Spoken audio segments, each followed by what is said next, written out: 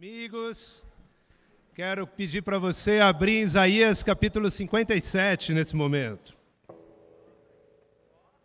Isaías capítulo 57, lá no Velho Testamento, um livro aí grandão, mas bem profundo para você e eu meditarmos, né?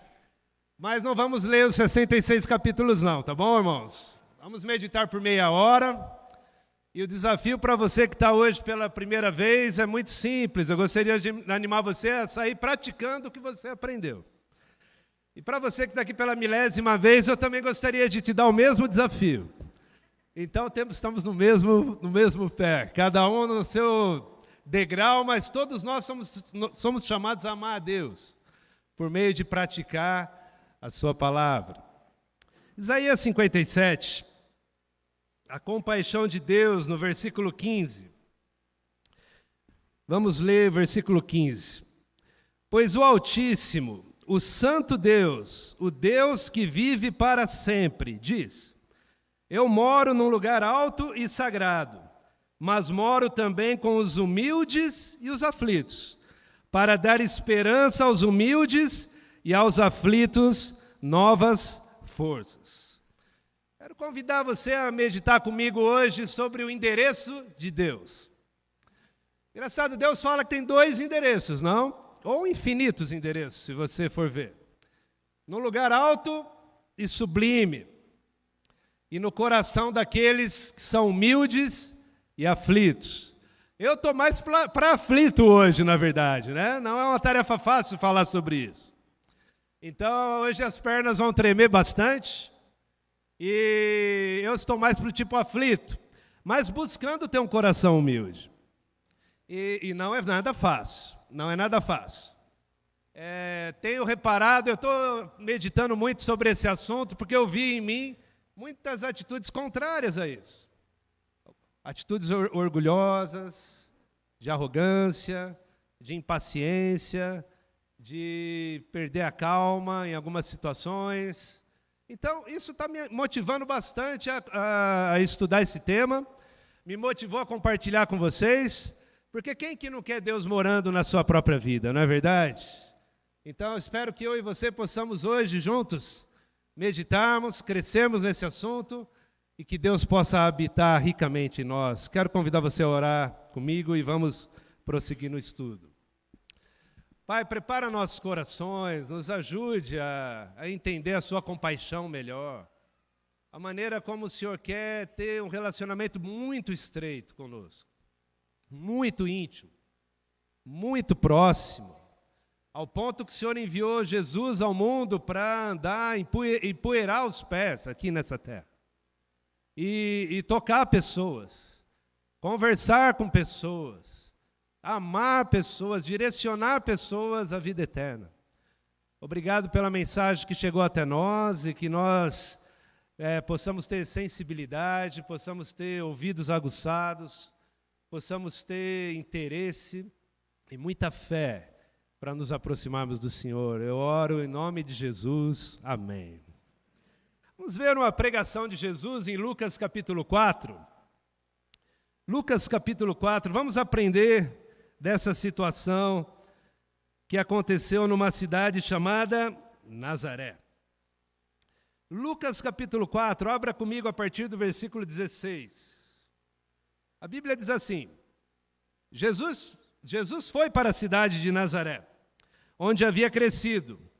No sábado, conforme o seu costume, foi até a sinagoga. Ali ele se levantou para ler as Escrituras Sagradas.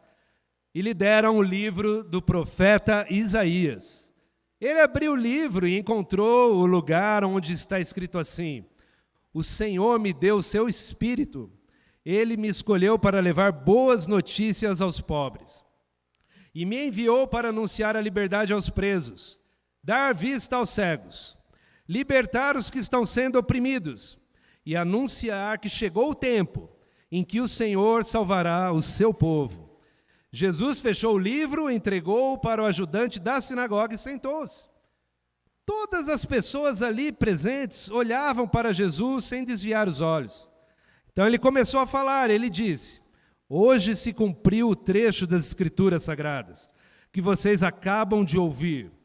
Todos começaram a elogiar Jesus, admirados com a sua maneira agradável e simpática de falar, e diziam: ele não é o filho de José? Então Jesus disse: sem dúvida vocês vão repetir para mim o ditado: médico, cure-se a você mesmo. E também vão dizer: nós sabemos de tudo o que você fez em Cafarnaum. Faça as mesmas coisas aqui na sua própria cidade. E continuou: eu afirmo a vocês que isto é verdade. Nenhum profeta é bem recebido na sua própria terra. Eu digo a vocês que, de fato, havia muitas viúvas em Israel, no tempo do profeta Elias, quando não choveu durante 3 anos e meio. E houve uma grande fome em toda aquela terra. Porém, Deus não enviou Elias a nenhuma das viúvas que viviam em Israel, mas somente a uma, viúva que morava em Sarepta, perto de Sidom. Havia também muitos leprosos em Israel no tempo do profeta Eliseu, mas nenhum deles foi curado. Só Naamã, o sírio, foi curado. Quando ouviram isso, todos os que estavam na sinagoga ficaram com muita raiva. Então se levantaram, arrastaram Jesus para fora da cidade e o levaram até o alto do monte onde a cidade estava construída, para o jogar dali abaixo. Mas ele passou pelo meio da multidão e foi embora. Jesus aqui procurava pessoas que quisessem que Deus morasse neles. E parece que foi um dia bem agitado em Nazaré, naquele dia. Parece que não havia muitas pessoas quebrantadas naquele momento ali, não? Isso me chega a ser até muito chocante, porque como é difícil encontrar corações humildes e quebrantados, humildes e aflitos. Como é difícil encontrar em nós essa atitude durante o dia. Como é muito difícil. Não é natural você ser uma pessoa assim. Infelizmente. E de uma forma surpreendente aqui, nós vemos que eram pessoas ligadas a participar de liturgias, de cultos. Eles cantavam as canções, eles liam a palavra de Deus. Eles, desde criancinha, eram educados na sinagoga, frequentavam a sinagoga semanalmente e participavam provavelmente de outras reuniões religiosas, festas religiosas. Porém, eles escutaram uma pregação do próprio Filho de Deus e tiveram uma reação assim ao ponto de querer matá-lo. Imagina você saber que Jesus abriu um texto ali, era um rolo que era aberto ali naquela época, né? Não tinha ainda a invenção das gráficas e tudo, da imprensa. E Jesus pega e abre um texto, assim como nós hoje aqui estamos abertos, e proclama, e ele era um texto que falava sobre a vinda do Messias, e ele fala: hoje se cumpriu, na cidade onde ele tinha crescido. Imagina, o Filho de Deus abriu a Bíblia e começou a compartilhar, e a reação das pessoas foi muito tensa naquele dia. 0 pessoas se converteram, 0 pessoas deram crédito naquele dia para Jesus, 0 pessoas quiseram segui-lo. É o que a Bíblia fala, versículo 22 diz aqui, ó, todos. Olha o começo do culto, estava todo mundo animado. Todos começaram a elogiar Jesus, e um virava para o outro e falava: rapaz, como esse menino é bom, como esse menino está ensinando, nossa, não era Jesus? Não é Jesus o filho de José? Olha que agradável, que simpático, que maravilha, que beleza, que bênção que está hoje, que alegria, vou dar um abraço nele no final do culto, está uma beleza hoje. Como diz lá no interior, está uma benção, né? Está uma benção. Muito bom. No versículo 28, do mesmo culto. Quando ouviram isso, todos os que estavam na sinagoga ficaram com muita raiva. Parece que o povo era bem emocional naquela época, não? E não tinham sangue espanhol, era sangue judaico mesmo lá, né? Para nós hoje o problema é essa mistureira de sangue, né? Deixa a gente com sangue quente, né? Cada um tem o seu costume, cada um tem a sua história aqui, cada um tem a sua idade aqui. Cada um tem o seu ritmo de vida espiritual. Mas o chamado de Deus é que você seja humilde e aflito de coração. É um chamado para você reconhecer Jesus como o Messias. E se ver como uma dessas características que ele fala aqui. Umas pessoas, conforme ele fala aqui, pessoas que iriam ouvir a boa notícia, pessoas que se colocam como pobres, que se colocam como presas, que se colocam como cegas, oprimidas e perdidas.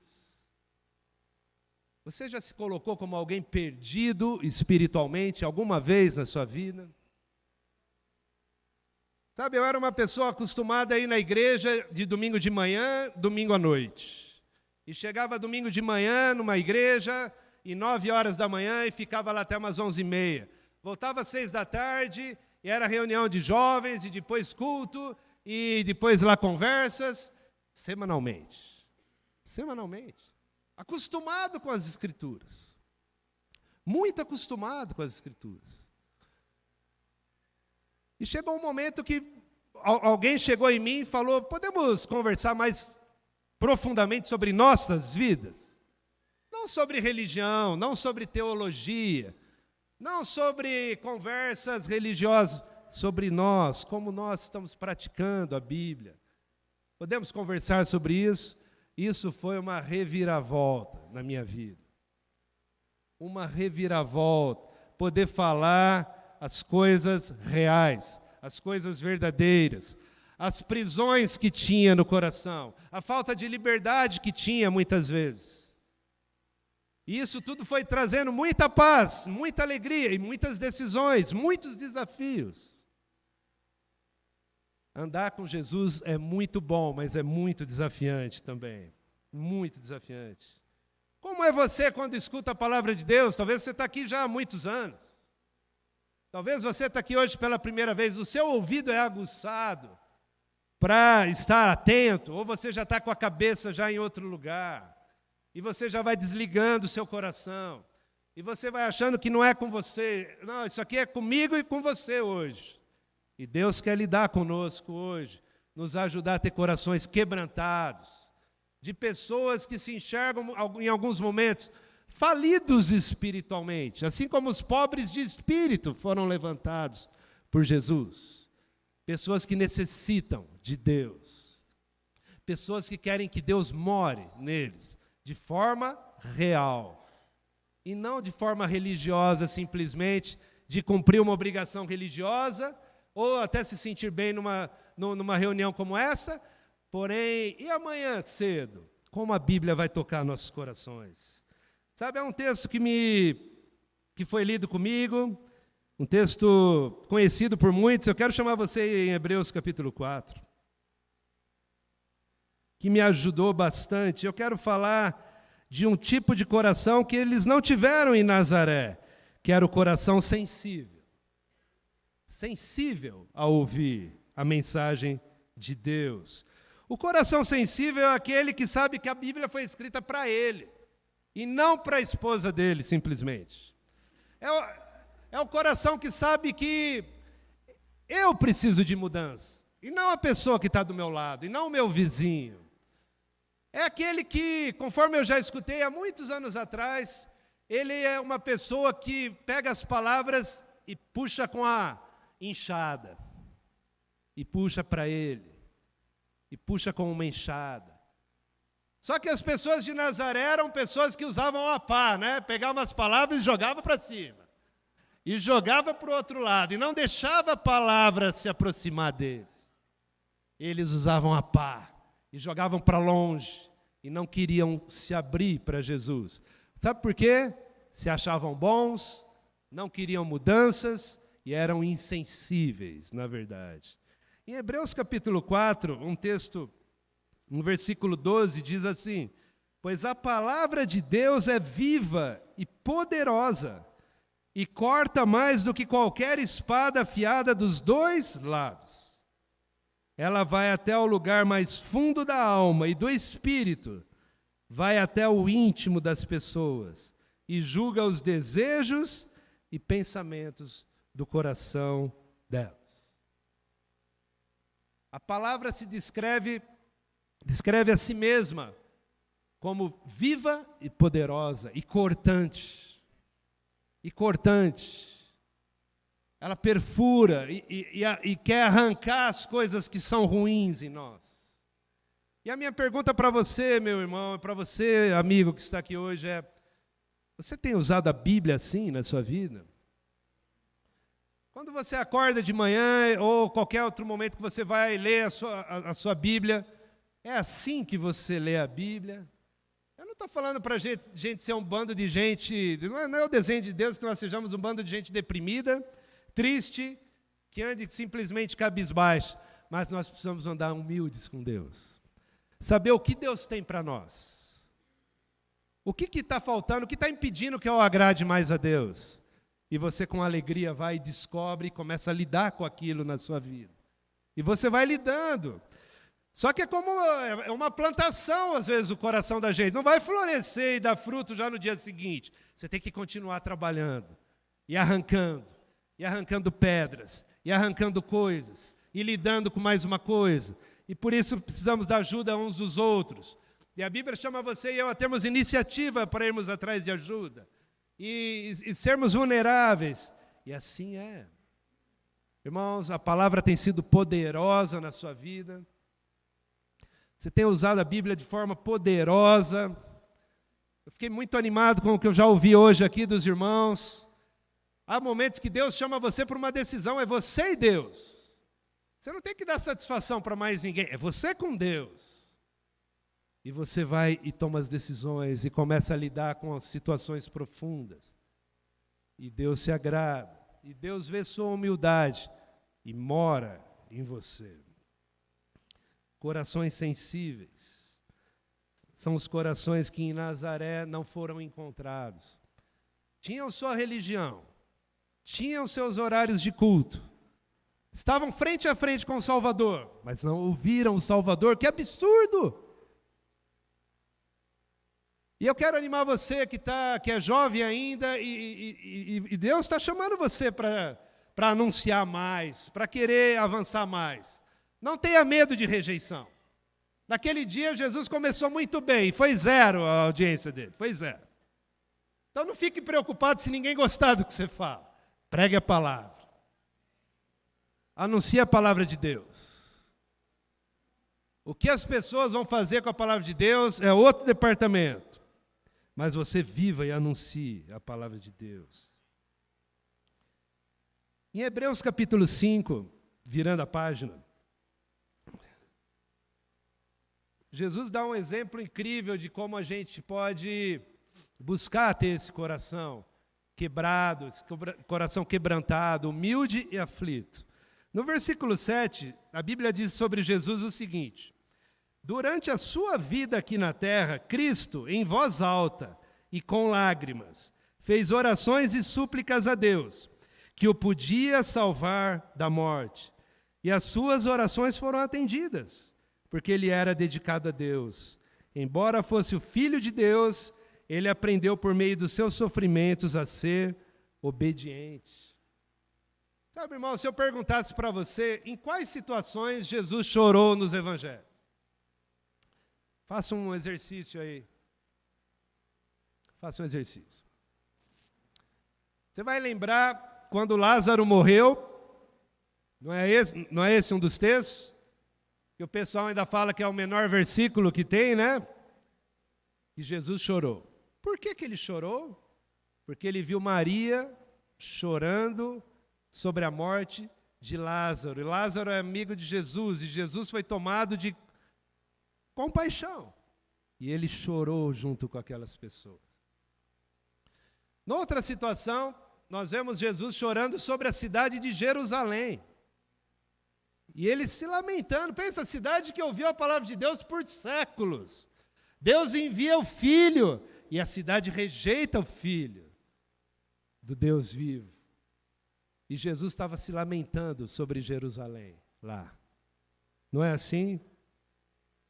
Lemos Jesus sobre Getsêmani, chorando, prestes a ir para a cruz. Por que eu quero falar tudo isso? Aqui em Hebreus fala que Jesus, em muitas situações, Jesus orava com lágrimas, com orações e súplicas a Deus, porque Ele queria salvar a cada um de nós. Sabe, há 2 semanas atrás, ou 3, eu fiz uma caminhada com um jovem lá da Zona Norte, com o André, e nós subimos aquele caminho que tem no Parque do Horto, tem um nome. Eu já não estou guardando muita coisa com a idade que eu tenho. E André, a gente ia subindo, ele olhava para mim, tá tudo bem, Leandro? Acho que esse tiozão aí vai dar piti hoje, né? É hoje que vai matar o velho aqui, né? E a gente subiu, chegamos numa pedra. Nossa, que maravilha ver a visão da Zona Norte. Com isso eu quero convidar cada um a fazer parte do setor norte, quando a gente separar ali. Está convidado, irmão, estamos fazendo inscrições, você pode chegar. Não há problema, não temos preconceitos se você mora em Osasco. Eu sou de Sorocaba e faço parte da Zona Norte. Não há preconceito lá na Zona Norte, nós aceitamos todo mundo. É isso aí. Jesus chorou olhando Jerusalém. Naquele dia eu não chorei pela cidade. Qual foi a última vez que você chorou por pessoas, pela salvação das pessoas? Eu creio que para estarmos aqui, alguém chorou por nós. Alguém jejuou por nós. Oraram por nós. Não foi fácil nossas conversões, não foram fáceis. Eu demorei uns 6 meses estudando a Bíblia. Não foi fácil. Tanta dúvida, tanta dureza, tanta religiosidade, tanta hipocrisia, tanta coisa. Ainda hoje, tantos irmãos vêm, ajudam e depois de tantos anos já na caminhada, irmãos, nós recebemos tanto. Nós precisamos chorar mais pela nossa cidade. Precisamos orar mais pelas pessoas. Precisamos olhar para nossos corações e nos quebrantar diante da perdição que está esse mundo. Jesus, ele chorava em diversas situações. Isso mostrava a sua humildade e a sua dependência com Deus. E eu quero encorajar todos nós a não ter cultos gostosinhos mais perto da nossa casa. Aliás, irmãos, alguns parem, por favor, de faltar por qualquer motivo no culto. Isso é um ambiente sagrado para Deus, separado para estarmos com o povo de Deus. Há motivos e motivos. Você olha o seu coração e você veja o que é justo e o que não é. Queria falar sobre fé com vocês, que faltou ao povo de Nazaré. Você pode voltar lá em Lucas 4, rapidamente, eu quero comentar o que deu errado naquela pregação, ou o que revelou os corações, né? O que aconteceu? Estava tudo bem, ele estava ensinando, como Solomon ri de mim, o pessoal estava, rapaz, como prega bem, que maravilha. Aí Jesus falou para ele sobre uma viúva de Sarepta. E falou sobre um general, sobre Naamã, que sofria de doença de pele, provavelmente lepra, que era do exército sírio. E aqueles que eram judaicos, eles ficaram irritados com aquilo. É como se falasse aqui, olha, vocês aqui, ó, que estão aqui procurando e seguindo, olha, Deus não foi resolver o problema seu, ele foi resolver lá daquela pessoa lá, ó, que nunca estava nem aí com Deus, ou daquele outro lá que é estrangeiro, ó, e serve um Deus estrangeiro. Aquelas pessoas ficaram irritadas, iradas. Quem era essa viúva? Elias foi de um lugar onde o profeta Elias, ele sai de um lugar que ele estava fugindo de um rei mau que queria matá-lo. E ele atravessa o território de Israel e vai parar do outro lado. Ele sai de um lugar a outro, anda uns 180 quilômetros para chegar nessa terra dessa viúva. E a viúva coloca para ele que ela só tinha comida para mais uma refeição. Sabe o que ele pede para ela? Me dê um copo d'água, por favor, e faça um pão para mim. Rapaz, o que é isso? Mas eu só tenho comida para mais uma refeição, para mim e para o meu filho. Fazendo isso aqui, e estava uma época de grande fome. Fazendo isso daqui, nós morreremos de fome. E nesses momentos você pode provar a sua fé. Sabe o que a viúva fez? Fez o pão. Mas não fez meio pãozinho. Ela fez o pão inteiro. E Naamã, generalzão, famoso do exército sírio, eles combatem Israel, levam prisioneiros para a Síria, e uma das israelitas, provavelmente uma jovem, uma adolescente, ela vê que o seu senhor agora, Naamã, tinha problema de pele, e fala para ele ir para Israel consultar com o profeta. Ele leva quilos e quilos de ouro, de prata e roupas preciosas. E ele vai atrás de querer a cura para a sua alma. Maravilha, minha irmã, maravilha. E Naamã atravessa todo o território, viaja, vai atrás, o profeta nem o recebe, manda um menino lá falar com ele, e ele fica irritado. Fala, o que eu estou fazendo aqui? Que papel ridículo, né? O profeta havia mandado ele mergulhar 7 vezes no rio. Você mergulharia 7 vezes no rio? Que coisa estranha. Aí os amigos falam, escuta, se ele pedisse algo difícil, você não faria? Obedeça, vá lá. E ele vai. Só que ele não mergulha 3 vezes, ele mergulha 7 vezes. 1, 2, 3, 7. E ele é curado por Deus, porque teve fé. Teve fé. Eu fico animado com esses exemplos. Mas as pessoas queriam matar Jesus. Sabe, irmãos, a tentação de hoje, fazer meio pão e entregar para Deus. Dar meio mergulho e achar que está tudo bem. Não basta concordar simplesmente com a mensagem. Jesus quer que pratiquemos a palavra. Meia convicção. Quem não é tentado a ter meia convicção? Ao invés de mergulhar na Bíblia e saber o que está escrito lá mesmo. E ver se o que foi falado é verdade. Confere com a Bíblia. E de maneira séria você tem um estudo sistemático, pessoal. E está lendo, e está se aprofundando. E é assim a sua vida. A tentação de ter meio arrependimento. A tentação de ter meia vida cristã, de vir ao culto pela metade, de entregar sua vida pela metade, de oferecer meia adoração. Não é isso que agrada a Deus, irmãos. Meus amigos, não é isso que agrada a Deus. O que agrada a Deus, nós vamos voltar e reler para encerrar em Isaías 57, versículo 18. E nós vamos encerrar novamente lendo esse texto. Deus espera a sua sensibilidade, que você ouça e seja sensível, e a sua fé, porque Ele quer morar dentro de você, na sua vida. Isaías 57 diz assim, pois o Altíssimo, o Santo Deus, o Deus que vive para sempre, diz, eu moro num lugar alto e sagrado, mas moro também com os humildes e os aflitos, para dar esperança aos humildes e aos aflitos novas forças. Que Deus possa morar em cada um de nós, de uma maneira viva e poderosa.